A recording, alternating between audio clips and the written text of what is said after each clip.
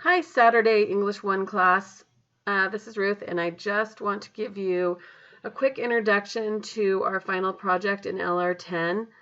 I'm going to be in your class next Saturday, April 30th, to go over the assignment with you and answer questions. And of course, I'll be available via email to answer questions, but I am going to release the directions today and send you all an email about it so you can get to work on it.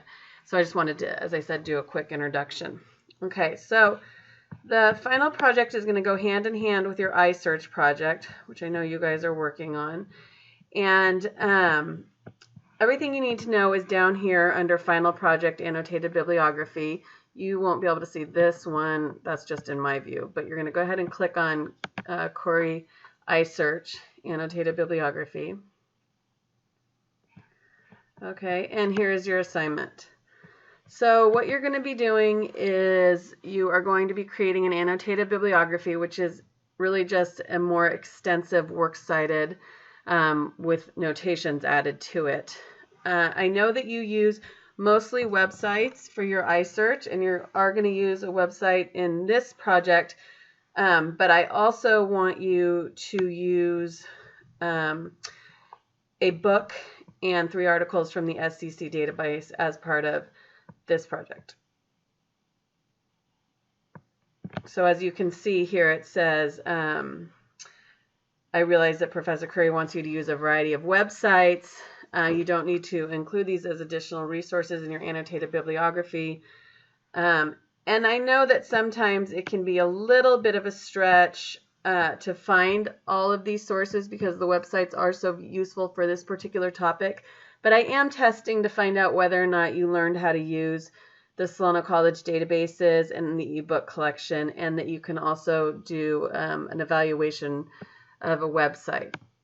Okay, so the 5 sources you have to use are a full text book, can be an ebook, any 3 articles from the SCC databases, and then a website.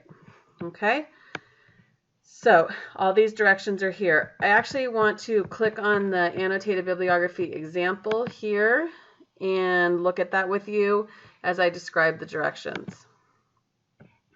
Okay, so the first thing I want you to notice is that this is not anything to do with an iSearch project. So the actual example here is just a general example. It's for a visual aid, so you can see what it is that you need to be doing, but you want to follow your specific directions for your class. But it will end up looking like this, and I want you to compare your final draft to this to make sure it all looks the same. Okay, the format is important.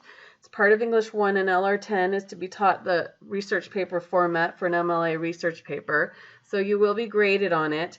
And it really is the first impression to your work. So keep that in mind when you turn in papers to your teachers, that a paper that isn't formatted properly is kind of like walking into a job interview wearing some sort of crazy outfit, right? It's hard to get past that and deal with the content when I'm having to fix issues with formatting.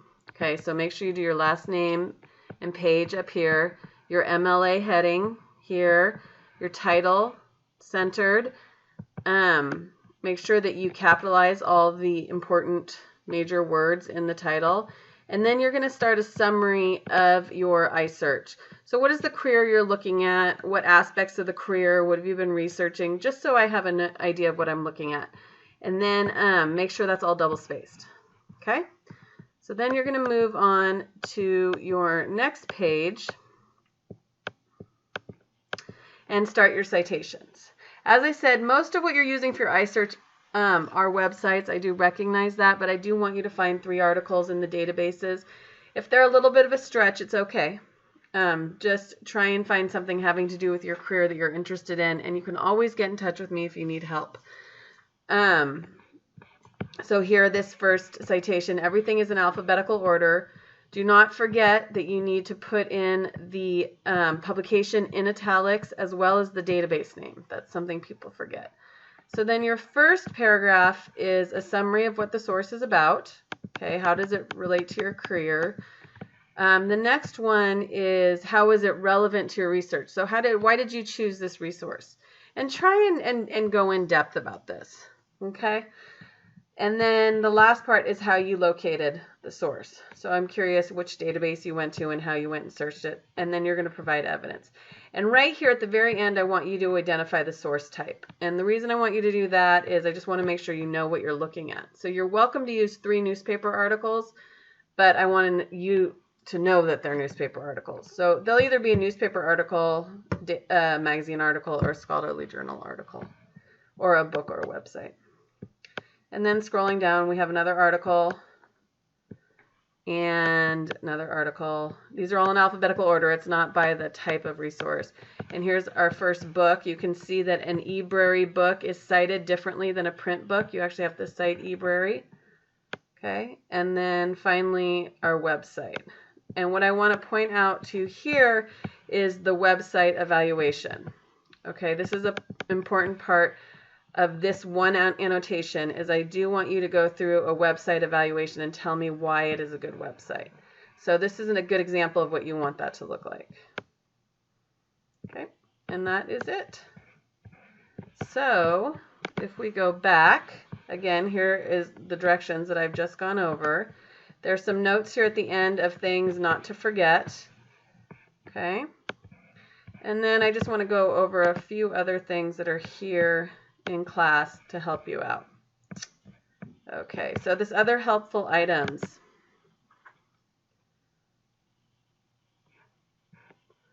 Is here. And so first off, when you're doing your citations, and if you use the databases to create your citations, I just want you to make sure you check it against an MLA format to make sure the database did them correctly. Sometimes they mess it up, so you need to make sure they're correct.